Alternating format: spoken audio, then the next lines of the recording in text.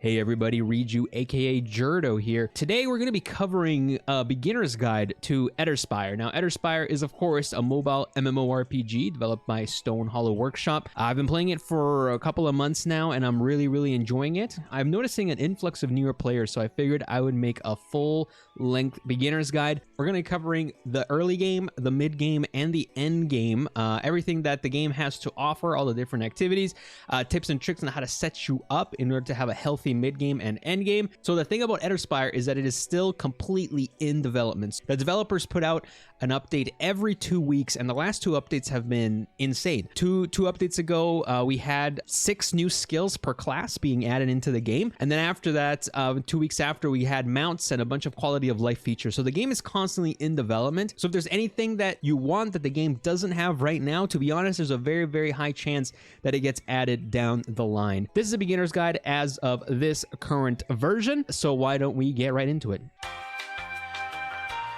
For the early game, the first thing you're going to be doing is making your character. Once you've created your character and gone through the tutorial, you're going to just be following the main quest. So right now, this is the main quest. It's the quest with the kind of cyan green color. You're going to be focusing on getting through the main quest, doing all these questing. Now, as you're going through the main quest, you're going to notice that at some points, there's going to be a level cap, and you're going to have to level up a bit in order to be able to continue with the main quest. So in order to prevent that sort of thing happening, you're also going to be doing your hunts.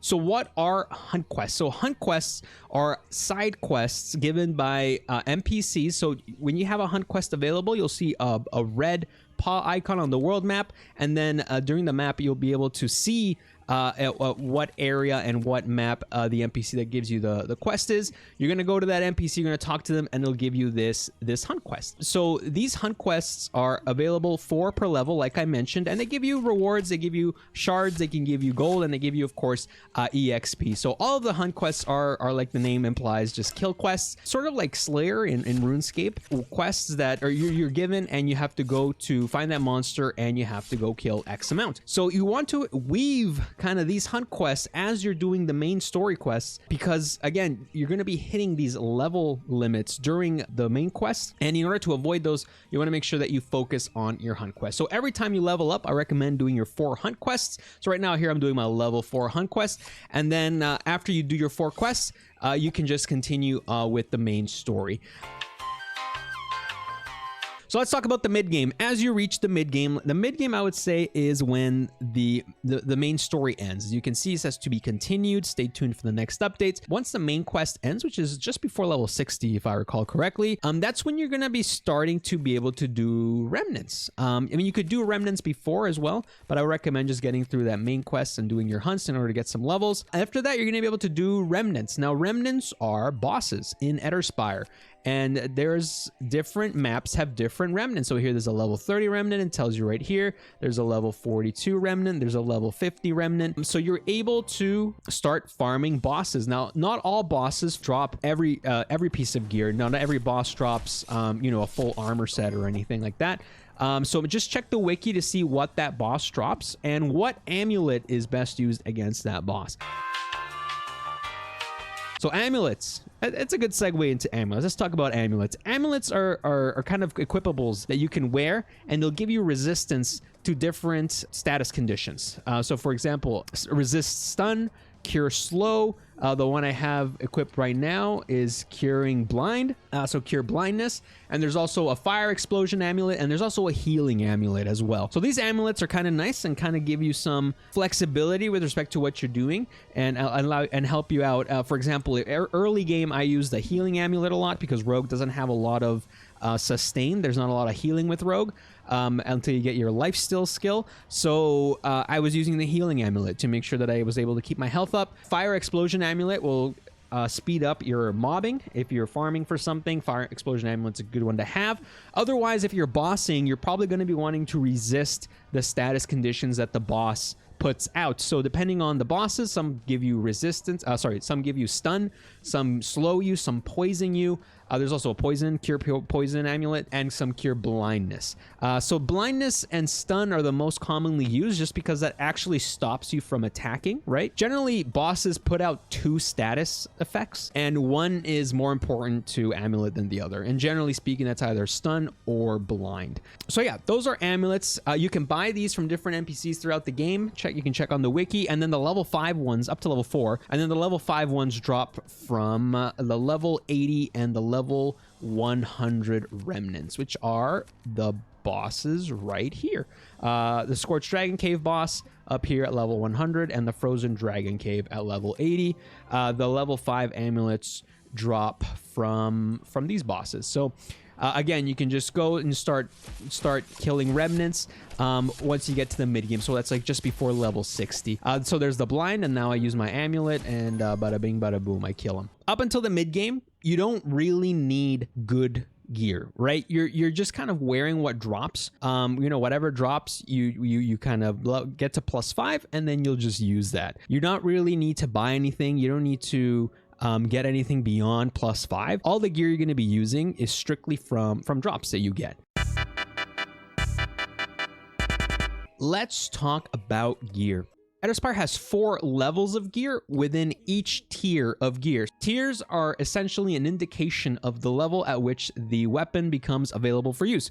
For instance, steel swords, steel weapons are all tier 2, which means they require level 10. Bronze is tier 1. That's the first tier of gear that you get, and of course is equipable but at any level. For instance, here my ominous short sword is tier 17, which is the current highest level, and it is requires level 160 to equip. Now you might also have noticed that, oh, Riju, your short sword, ominous short sword, has excellent at the front, but that would be because it's an excellent piece of gear. So in addition to having regular bronze daggers, there's also excellent bronze daggers available out there, which corresponds to about a 20% increase in stats. So it's pretty significant. There's regular gear, which is what the bronze dagger is. There's excellent regular gear, a regular being that drops from mobs, that doesn't drop from bosses, not boss gear. Now, something to note, generally speaking, a regular boss gear is going to have roughly the same stats as an excellent mob gear. So for instance, this excellent emerald short sword, tier 9, this is a mob gear. This just drops from mobs.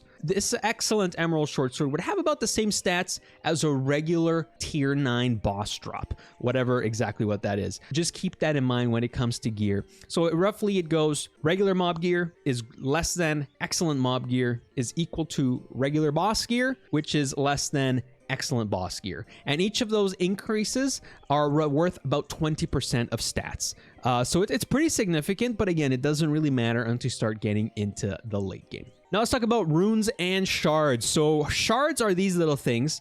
For every tier of gear, they will have an equivalent shard, which is used to upgrade that gear and create runes for that tier of gear. However, if you also combine 3 of them on the transmog table, you'll get a soul fragment. Now, soul fragments are really useful because they are used to create reroll runes, which we'll go into in a second. And it's also used to improve and upgrade gear beyond +5. So from +1 to +5, you're going to be using shards of that tier gear, of that gear's tier, in order to upgrade it to +5. And then to get it to from +5 to +10, you're going to be using soul fragments. You also have different kinds of runes. So every rune, every tier of gear has its own rune. This is an exalt rune. So this is used to increase the maximum upgrade level of, in this case, this tier of items, blood chrome. So whenever you get a gear drop, sometimes the max upgrade level is below 5. In order to increase it to +5, you're going to have to use an exalt rune first of that gear's tier, and then you'll be able to upgrade it to +5.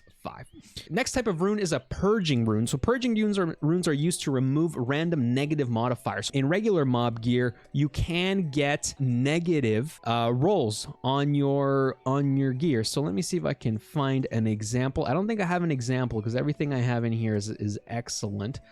Or upgraded, but regular mob gear can have negative modifiers, kind of negative attack speed, negative vitality. So purging runes are just simply used to get rid of those negative. The last and most important rune is the Reforge rune. Now, the Reforge rune allows you to randomize the stats of gear. So something else to note is that every piece of gear has a quality number.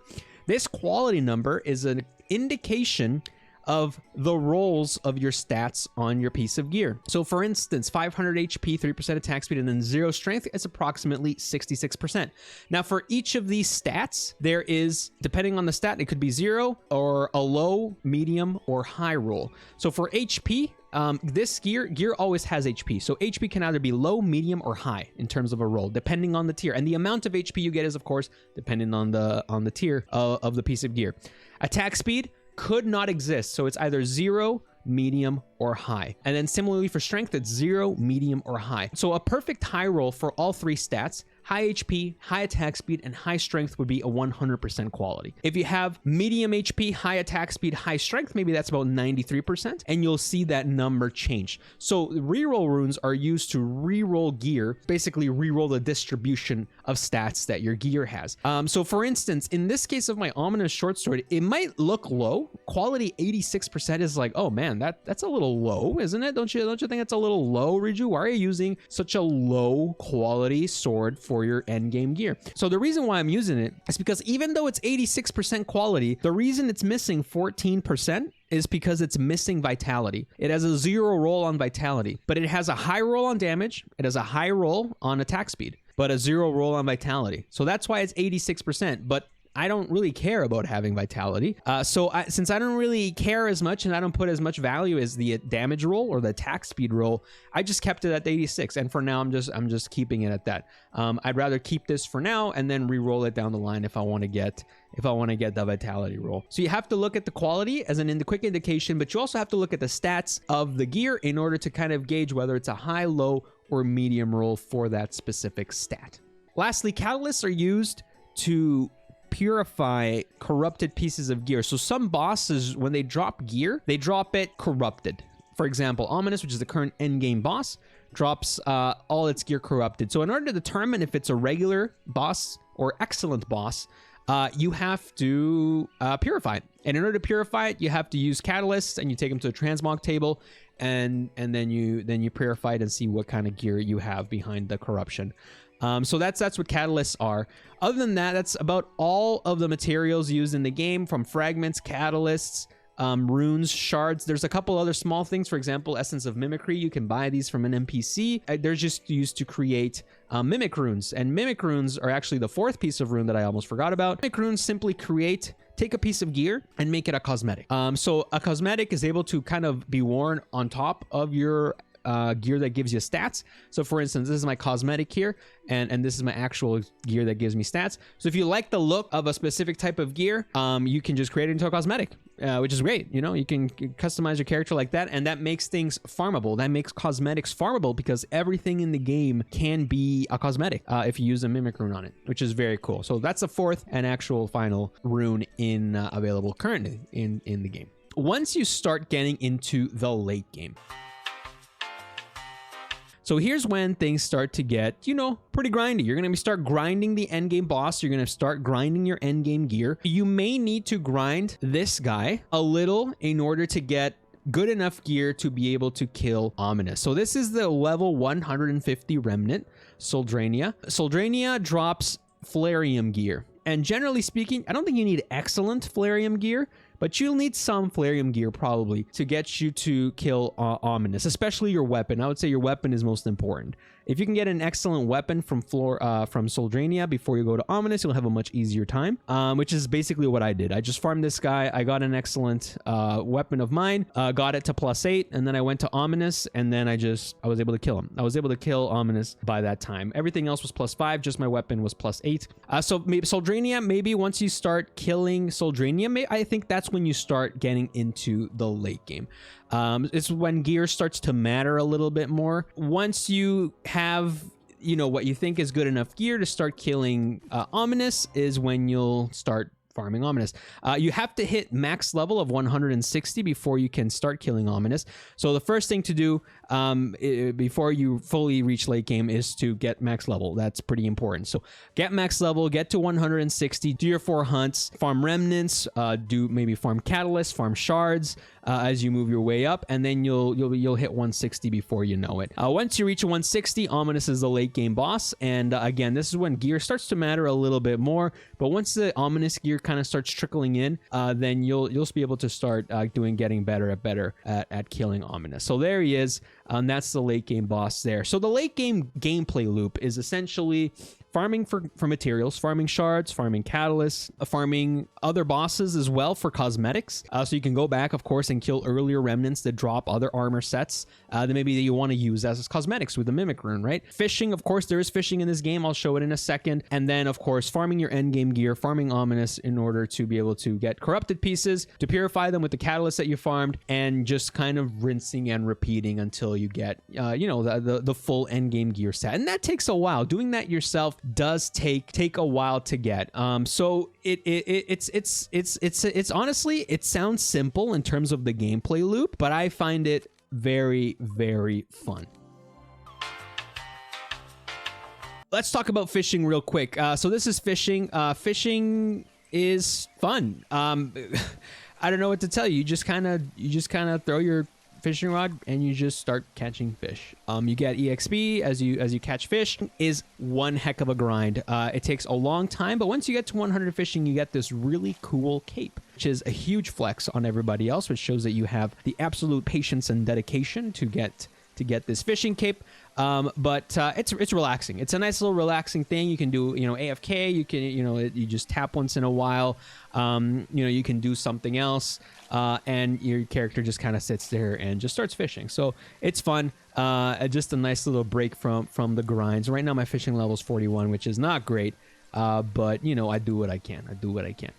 So by the time you finish watching this, you should be a professional Eterspire player. You should be level 160 plus 2000 with full plus 10, 100% quality Ominous gear. And if you don't know what the heck I just said, go back, maybe rewatch a little bit of the gear part of the guide. But that should be it. That should take you from early game to mid game, all the way to late game, give you an idea of what the late game gameplay loop looks like. And again, the game is constantly in development. So what the gameplay loop is right now won't necessarily be the same, in a month, 2 months, 6 months from now, especially with multiplayer bosses on the horizon. That might end up, that's just another thing to do and add to the gameplay loop is bossing the multiplayer bosses in addition to the remnants, right, which are single player bosses. So have fun, don't burn yourself out, work your way through the main quests, work your way through the hunt quests, work your way through remnant hunts, work your way up to level 150, 160, and then you can start the late game hunt and go from there. So enjoy the game. It's a grind, but it's a really fun one. I am really, really enjoying this game, and I hope you guys too also enjoy it. So thank you so much for watching. I hope this was helpful. Let me know what you guys think in the comments below and what kind of other videos you want to see me make for next time. Take care, everybody. Have a good one. Bye-bye.